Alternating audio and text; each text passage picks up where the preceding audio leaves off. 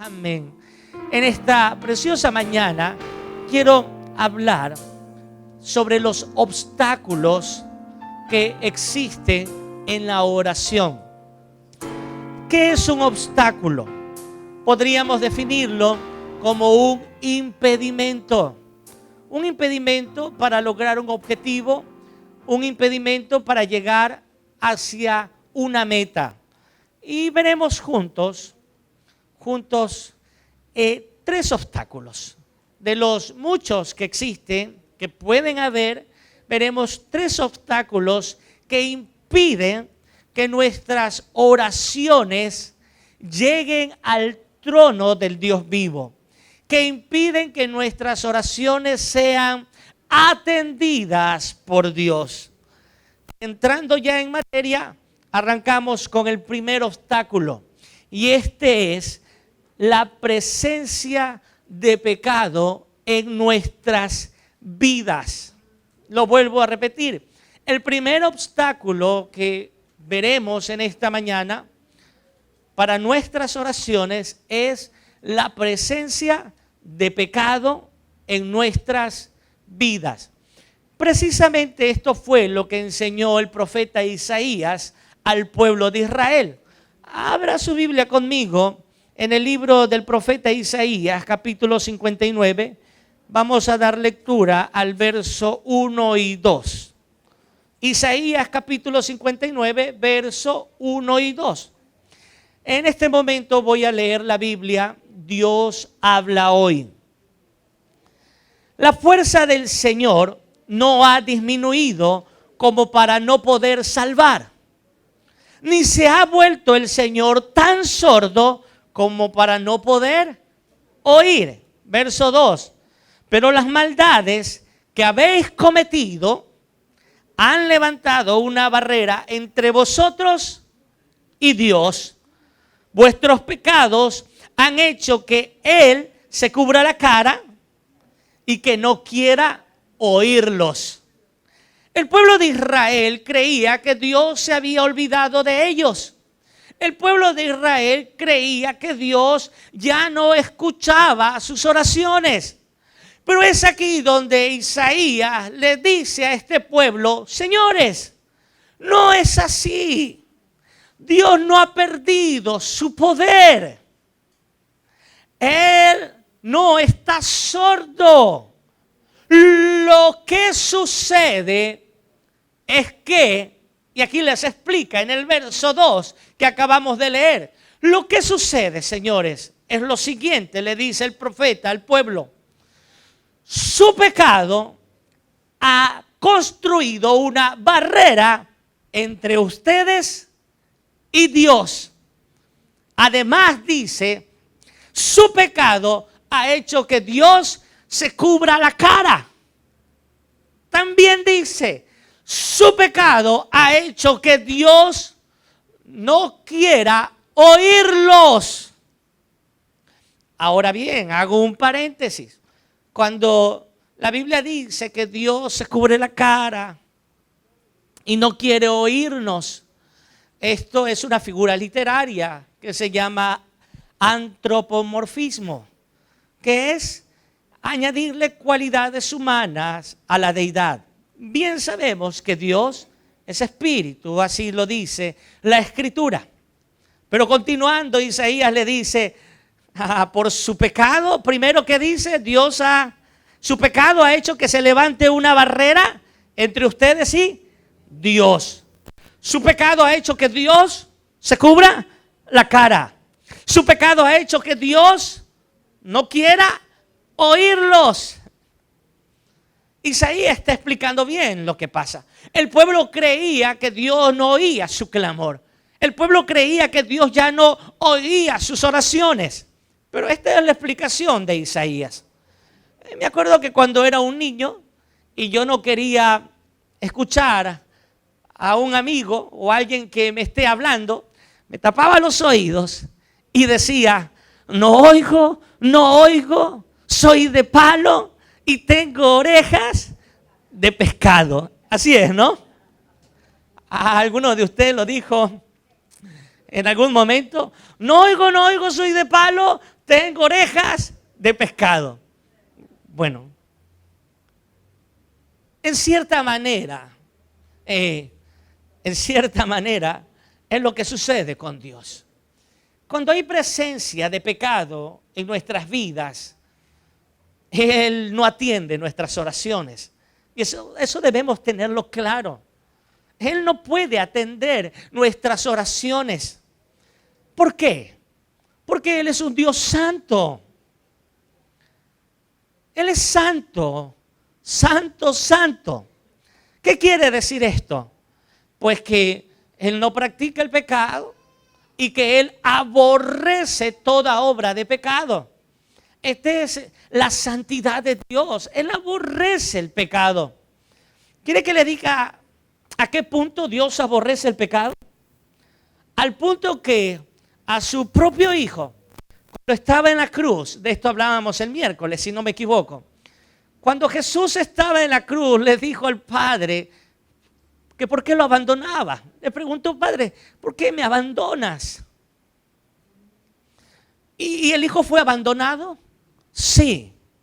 ¿Por qué fue abandonado? Fue abandonado por unos instantes, fue abandonado por un momento, debido al pecado que Jesús estaba cargando en su cuerpo sobre la cruz. Amén. Dios es santo y aborrece todo vestigio de pecado. Todo destello de pecado Él lo aborrece.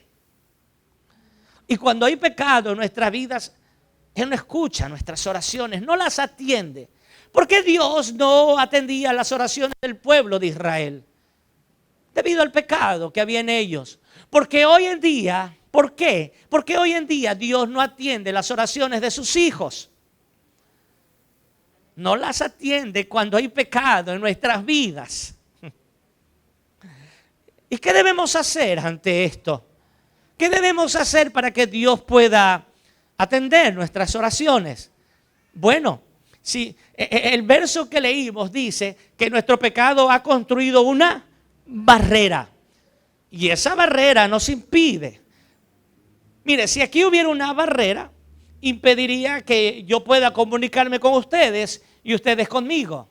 Y si yo quisiera que esto no sea así, ¿qué tengo que hacer? Destruir la barrera. ¿Sí o no? Ahora, si yo quiero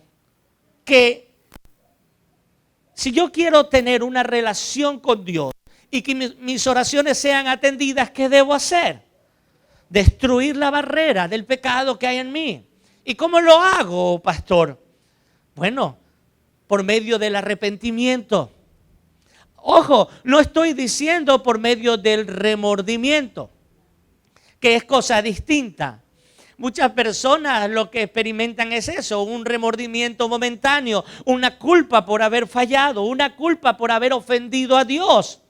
Pero es muy distinto sentir un remordimiento a experimentar arrepentimiento. Porque el arrepentimiento conlleva un cambio de mente y va seguido de un cambio de actitud. El verdadero arrepentimiento lleva frutos dignos de arrepentimiento. Por ejemplo, si alguien robaba y se ha arrepentido, ¿cuál es la garantía de su arrepentimiento? ¿Cuál es el fruto de su arrepentimiento? Que ya no roba. Mire, si alguien era un ladrón y dice que se arrepintió y sigue robando, quiere decir que no se ha arrepentido. Tal vez cuando lo atraparon los policías, dijo: no, ya no lo vuelvo a hacer, lo prometo, no, jamás lo volveré a hacer. Pero lo vuelve a hacer. Es porque nunca hubo un arrepentimiento, hubo un remordimiento. Si alguien miente y se ha arrepentido, ¿cuál es la garantía de su arrepentimiento? ¿Cuál es el fruto de su arrepentimiento? Que ya no vuelve a mentir. Si alguien adulteraba, si alguien fornicaba, ¿cuál es la garantía, el fruto de este arrepentimiento? Que ya no lo hace. Si alguien practicaba brujería, ¿cuál es el fruto del arrepentimiento? Que ya no le sirve a Satanás, ahora le sirve a Cristo. Y eso debemos entenderlo. El pecado en nuestra vida es una gran barrera, es un gran obstáculo para que nuestras oraciones no sean atendidas por Dios. Queremos que nuestras oraciones sean atendidas. ¿Cuántos lo quieren? Amén. Entonces, ¿qué debemos hacer? Derribar los obstáculos por medio del arrepentimiento, de un genuino arrepentimiento. Iglesia, volvámonos a Cristo, volvámonos a Él. Vivamos vidas en santidad y en integridad, y de seguro Dios estará presto y solícito a sus oraciones, porque ya no hay barrera, ya no hay obstáculos, ya no hay nada que nos impida llegar libremente ante su presencia. Un segundo obstáculo que vamos a ver en esta mañana es el negarnos a perdonar. El negarnos a dar perdón y a pedir perdón. Pedro le preguntó al Señor Jesús que cuántas veces era necesario perdonar. Le dijo 7 veces, porque para la concepción judía el número 7 es un número perfecto. Pero el Señor Jesús le contesta a Pedro por medio de una parábola. Quiero que la lea conmigo. En el Evangelio según Mateo, capítulo 18, verso 23. Mateo 18, 23. Por lo cual el reino de los cielos es semejante a un rey que quiso hacer cuentas con sus siervos. Y comenzando a hacer cuentas, le fue presentado uno que le debía, ¿cuántos talentos? 10,000 talentos. A este, como no pudo pagar, ordenó su señor venderle y a su mujer e hijos y todo lo que tenía para que se le pagase la deuda. Seguimos en el verso 26. Entonces aquel siervo, postrado, le suplicaba diciendo: Señor, ten paciencia conmigo y yo te lo pagaré todo. El señor de aquel siervo, movido a misericordia, le soltó y le perdonó la deuda. Pero saliendo aquel siervo, halló a uno de sus consiervos que le debía 100 denarios, algo insignificante en relación con lo que el otro debía. Y haciendo de él, le ahogaba diciendo: págame, págame lo que me debes, págame. Entonces su consiervo, verso 29, postrándose a sus pies, le rogaba diciendo: ten paciencia conmigo y yo te lo pagaré todo. Mas él no quiso, sino fue y le echó en la cárcel hasta que pagase la deuda. Viendo sus consiervos lo que pasaba, se entristecieron mucho y fueron y refirieron a su señor todo lo que había pasado.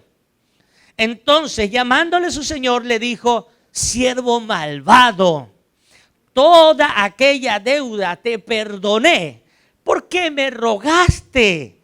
¿No debías tú también tener misericordia de tu consiervo, como yo tuve misericordia de ti? Entonces su señor, enojado, le entregó a los verdugos hasta que pagase todo lo que debía. Así también mi Padre Celestial hará con vosotros si no perdonáis de todo corazón cada uno a su hermano sus ofensas. En esta parábola podemos ver a un hombre a quien se le perdonó en lo mucho, pero este mismo hombre a quien se le perdonó en lo mucho, no perdonó en lo poco. Y esto es algo, iglesia, escúcheme, esto es algo muy serio y que debemos tenerlo muy en cuenta. Porque, ¿qué nos enseñó el Señor Jesús en el Padre Nuestro? Nos enseñó a orar diciendo: perdona nuestras ofensas, perdona nuestras deudas, como también nosotros perdonamos, o como también, digo yo, se supone que deberíamos perdonar a los que nos ofenden. Esto es vital para nuestras vidas como cristianos. Y si nosotros queremos que nuestras oraciones sean atendidas por nuestro Dios, debemos tener en cuenta esto. Tal vez usted me diga, pastor, mire, yo siempre perdono a aquellos que me han ofendido. Bueno, si usted es una de aquellas personas que siempre está solícita a perdonar de corazón, yo quiero felicitarlo. Quiero decirle muy bien por aquello, porque esa es una característica del cristiano. El cristiano tiene que perdonar. ¿Por qué? Porque Cristo nos enseñó a perdonar. Mire, cristianismo sin perdón es algo totalmente opuesto. Ser un cristiano y no perdonar, no creo que se llame cristianismo. Lamentablemente hay muchos cristianos que no pueden perdonar, que tienen amargura, resentimiento en su corazón, que no saluda a su hermano, no saluda a su consiervo. Cuando Dios le perdonó mucho, nosotros no podemos perdonar en lo poco. Imagínese usted. Bueno, pero si usted es una persona que perdona, gloria a Dios por aquello. Pero voy a hacer una pregunta ahora. Bueno, ¿usted perdona cuando le han ofendido? Amén, pastor, yo perdono. Muy bien. Pero la pregunta es, ¿y qué sucede cuando nosotros somos los ofensores? ¿Qué sucede cuando nosotros somos los que hemos hecho daño? ¿Qué sucede cuando somos nosotros los que ofendemos al prójimo, al hermano, con nuestros hechos? Cuando ofendemos con nuestras actitudes, con nuestras palabras, cuando desprestigiamos al hermano, cuando hablamos mal de él, cuando actuamos en su contra. ¿Qué sucede cuando nosotros somos los culpables? ¿Pedimos perdón? Usted ya me dijo que nosotros damos perdón. Yo perdono. Eso es dar perdón. Pero la pregunta es, ¿pedimos perdón así como damos? Qué sencillo es pedir perdón. No lo es. ¿Y sabe por qué muchas veces no pedimos perdón? Por el orgullo. El orgullo hace que nos mantengamos firmes aun cuando sabemos que nosotros tenemos la culpa. ¿Sí o no, esposos? Esposas, esposos. Esto es muy habitual en los matrimonios. Sabemos que nosotros fuimos los culpables, pero no nos humillamos a pedir perdón. Ahora, en el perdón hay humillación. ¿De qué le sirve a una persona pedir perdón si le va a decir, está bien, mira, vengo a pedirte perdón, pero te recuerdo que tú fuiste el que empezó? Ahí ya se arruinó todo. O te perdono, sí, pero te recuerdo, ahí ya se arruinó todo. Diga conmigo, humillación. Eso es lo que debe haber en nuestras vidas, humillación. Eso quiere decir que yo no voy a argumentar. Eso quiere decir que yo no voy a recordarte. Eso quiere decir que no te voy a recordar que tú fuiste el culpable. No, en el perdón hay humillación completa. Te perdono, perdóname y punto. No hay más argumentos, me humillo. Aunque me hayan hecho daño, aunque me hayan ofendido, me humillo. Oh, qué debilidad, pastor, humillarse, aun cuando usted no ha sido el culpable. No, eso es valentía. Eso es verdadera valentía. Eso es lo que me enseñó Jesús a mí. Y él fue el más grande hombre, es el más grande hombre que ha existido en la tierra. Ahora, recuerdo, una mujer me dijo cierto día, pastor, quiero comentarle algo.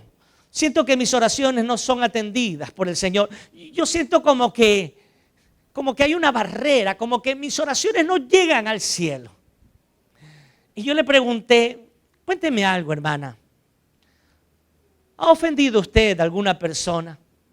Y me dice, sí, pastor, es verdad, yo he ofendido a una persona, sé lo que usted me va a decir, pero se me adelantó ella y me dijo, pero déjeme decirle que yo ya le pedí perdón a Dios. Yo le digo, muy bien, pero permítame preguntarle algo. La interrumpí yo ahora. ¿Usted le pidió perdón a Dios? Sí, pastor. Le pedí perdón a Dios porque yo sé que estaba mal. Pero, ¿le pidió perdón usted a aquella persona que ofendió? ¿Cómo? ¿No es suficiente con pedirle perdón a Dios? Me dijo ella.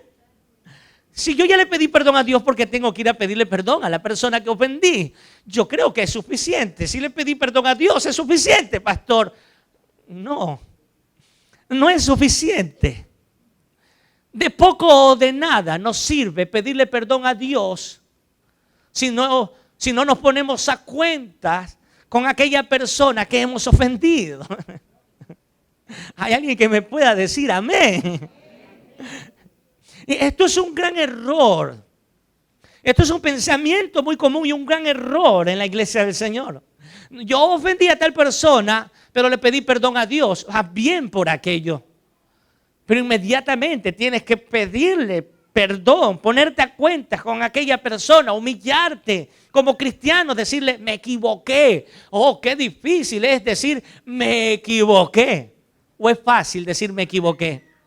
A ver, esposos, ¿es fácil decir, me equivoqué? Elisa, me equivoqué. ¿Sabe cuando usted dice eso? Me equivoqué, tuve el error, lo reconozco, perdóname. ¿Sabe usted qué sucede? Oh, cielos abiertos. Cielos abiertos, no hay argumento de Satanás, hay cielos abiertos, todo obstáculo se fue. Ahora hay libertad para que el Hijo de Dios en oración pueda acercarse al Padre y poder orar, poder clamar, poder pedir. Pero mientras hayan todavía cuentas pendientes en nuestra vida, oh hermano, entiéndalo bien, eso es un obstáculo, eso es un techo que va a impedir que nuestras oraciones lleguen al cielo, que va a impedir que nuestras oraciones lleguen al trono de nuestro Dios, que va a impedir que el Señor atienda nuestras oraciones. ¿Cuántos quieren que sus oraciones sean atendidas? Entonces quitemos los obstáculos. Demos perdón y pidamos perdón. Levante sus manos conmigo y diga, voy a dar perdón y a pedir perdón. Amén, amén, amén. Veamos el último obstáculo de esta mañana, de los muchos que existen, por cierto. Y quiero hablarles de la autosuficiencia.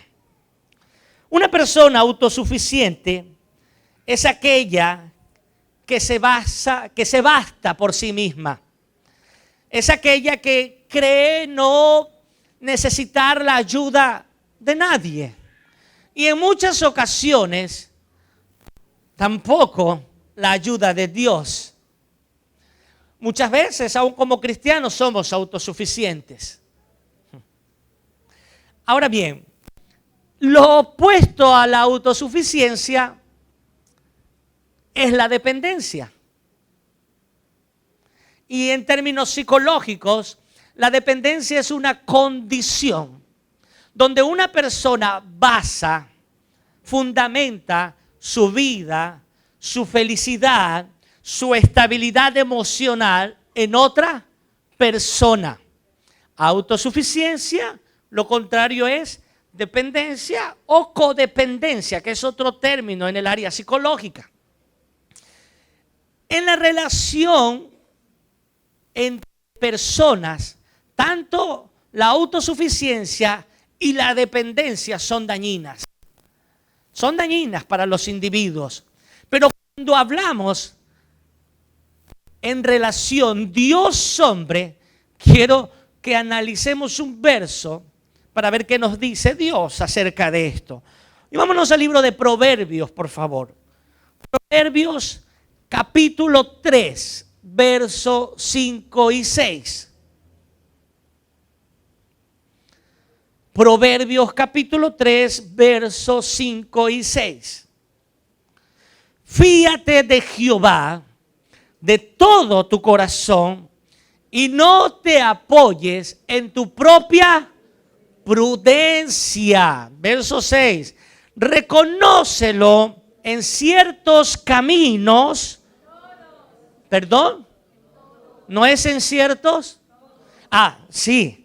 Reconócelo en todos tus caminos y Él enderezará tus veredas. Analicemos un par de expresiones que leímos en estos dos versos. No te apoyes en tu propia prudencia. Y en el siguiente verso dice, reconócelo en todos tus caminos, es decir, en todos los que hagas, en todos tus planes, en todos tus proyectos, en todas tus metas, en todos tus pensamientos. No sé si lo está entendiendo.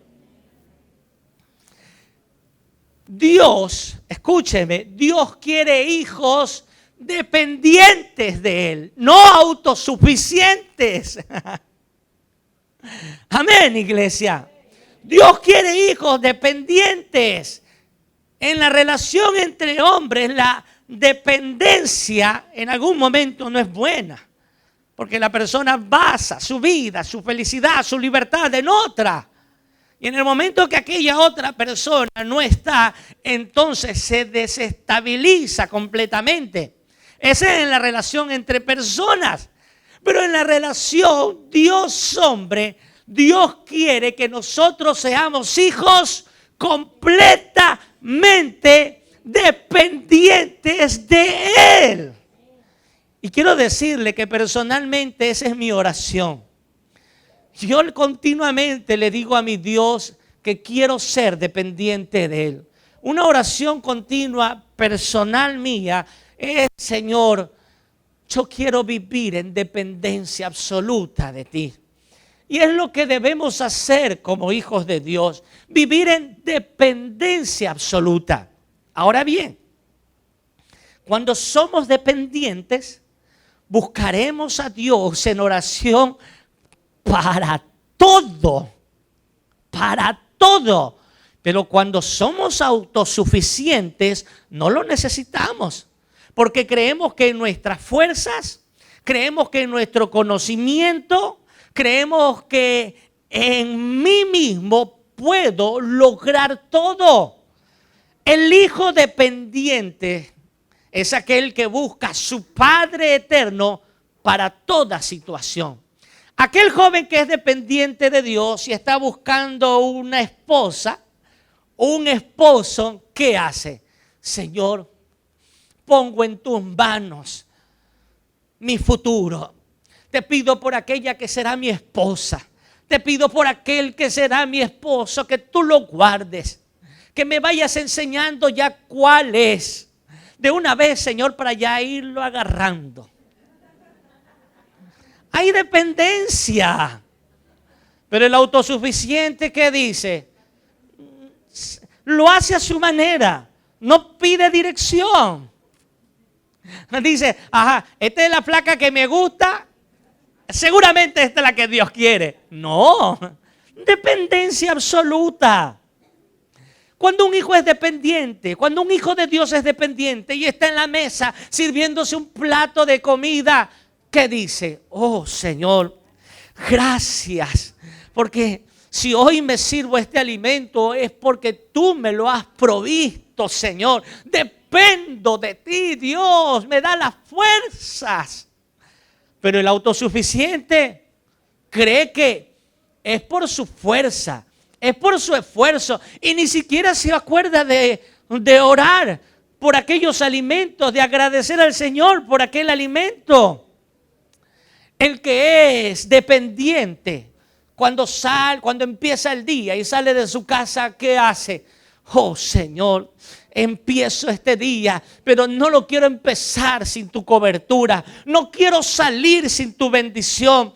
Quiero vivir en dependencia hoy día de ti. Oh, el hijo que es dependiente de su Padre eterno, cuando sale de la casa sin orar, es como que sale desnudo. No sé si a alguien le pasa esto. Es como que sale desprotegido porque no hay seguridad. Eso es dependencia. Pero el autosuficiente simplemente empieza el día y se fue en su fuerza. Y es allí que vienen los fracasos. Es allí que vienen las pruebas, que caemos en tentación, que caemos en pecado. ¿Por qué? Porque no hemos sido dependientes de Dios en oración. Dios quiere que seamos dependientes de Él. Reconócelo en todos, no en ciertos, no en los que nos conviene reconocerlos. El Señor quiere que le reconozcamos en todos los caminos, aún en los que pueden parecer más triviales, aún en los que pueden parecer más insignificantes. Reconocerle en todos. ¿Qué hace usted cuando tiene que buscar un médico? ¿Busca al que tiene mayor prestigio o primero acude al médico de médicos? Dependencia de Él. Dependo de ti, Dios. Ahora, Dios ha puesto a los doctores, sí. Y cuando tenemos que buscar a un doctor, dependamos de Él. Dios, dirígeme. ¿En manos de quién tengo que poner a mi hijo? ¿En manos de quién tengo que poner mi vida? Dirígeme, dependientes de Él. ¿Tiene que comprar un bien? ¿Tiene que comprar un vehículo? ¿Tiene que comprar una casa? ¿Tiene que comprar algún bien material? Dependientes de Dios. Muéstrame cuál es el que tengo que elegir. Muéstrame si meterme en esta inversión, en esta deuda o si no. Amén, iglesia. Dios quiere que seamos absolutamente dependientes y no autosuficientes. Y este es el tercer punto. Un gran obstáculo para nuestras oraciones es la autosuficiencia, ya que esta no va a permitir que nosotros nos acerquemos, le busquemos. No, vamos a creer que en nuestras fuerzas podemos todo. Vamos a creer que somos Superman. Pero recuerde que aún Superman tiene su kriptonita. El Hijo de Dios vive en dependencia. Y cuando somos dependientes, vamos a buscar a Dios en oración en todo tiempo, en todo momento. Sale de su casa, Dios, guárdame. Está en su trabajo, guárdame. Por eso la autosuficiencia es un gran obstáculo para nuestra vida en oración. Quiero concluir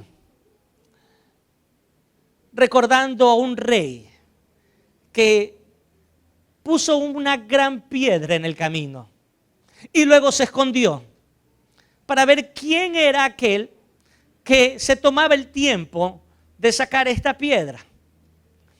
Por aquel camino pasaban muchos hombres ilustres, personas de nombre, de renombre, pero ellas rodeaban la piedra y no se daban el tiempo para quitarla.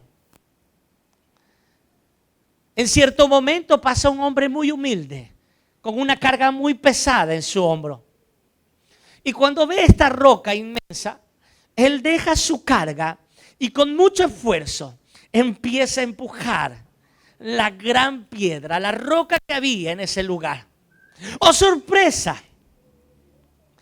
Cuando la quitó, en el lugar donde se encontraba la roca, había una bolsa con unas monedas de oro y una carta con el sello del rey que decía: esta es una recompensa para aquel que quitó la piedra. Y aunque esto es un mero cuento, ilustra bien algo. Y esta es la necesidad de quitar los obstáculos. Amén. De quitar la gran piedra que impide que nuestras oraciones sean atendidas por Dios. Debemos preocuparnos por aquello. quitar todo obstáculo para poder recibir los beneficios que hay en la oración, iglesia. Ahora, si somos honestos, esto no es sencillo. Si somos honestos, esto no es fácil. Porque hemos hablado de 3 puntos importantes y esenciales. Hemos hablado del pecado como un impedimento, como un obstáculo en nuestra vida de oración. Hemos hablado acerca de la falta de perdón, de dar y de pedir perdón como un gran obstáculo. Hemos hablado de la autosuficiencia. No es sencillo quitar estos obstáculos de nuestra vida, pero es aquí donde debemos recordar las sabias palabras de Dios en el libro sagrado. Y esto es: todo lo puedo en Cristo que me fortalece. Sí, en nuestras fuerzas no podemos lograr nada. En nuestras fuerzas no podemos alinear nuestras vidas. Pero en el poder de Dios, sí. ¿Queremos tener libertad en el momento de orar? ¿Queremos que Dios atienda nuestras oraciones? ¿Cuántos lo quieren? Amén. Entonces, derribemos los obstáculos. Vayamos a arrepentimiento. Volvámonos a Dios. Experimentemos un verdadero arrepentimiento. ¿Queremos que Dios nos escuche? ¿Queremos que Dios nos atienda? Entonces, humillémonos y pidamos perdón a aquellas personas que hemos ofendido. Otorguemos perdón a aquellas personas que nos solicitan ser perdonadas. Queremos que Dios escuche nuestras oraciones. Amén. Entonces vivamos en absoluta dependencia de Dios. Dejemos nuestra autosuficiencia, dejemos nuestro nombre, nuestro título, nuestro poder, nuestra cuenta bancaria a un lado.